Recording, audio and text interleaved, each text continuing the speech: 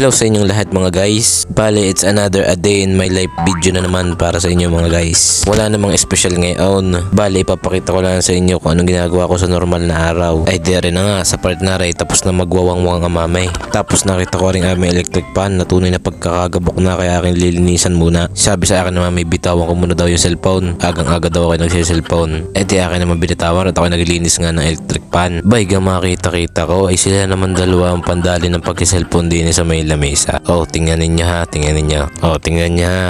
Oh, kita niya yan. Sabi sa inyo ako pinakamasipag din sa aming bahay. De joke lang. At pagkatapos ko maglinis ng electric pan dahil nga ako pinakamasipag na anak, edi syempre ako magawalis muna ng bahay namin kahit wala namang kalat. De joke lang. At pagkatapos na yan ako inutusan ng mamay, ako din bumili ng ulam aming tatanghalianin. Dahil nga tayo ang pinakamasipag na anak, edi tayo susunod muna. Nasa school kasi ang mga kapatid ko mga guys, kaya ako lagi napapag-utusan ngayon. Wala pa kasi kaming klase.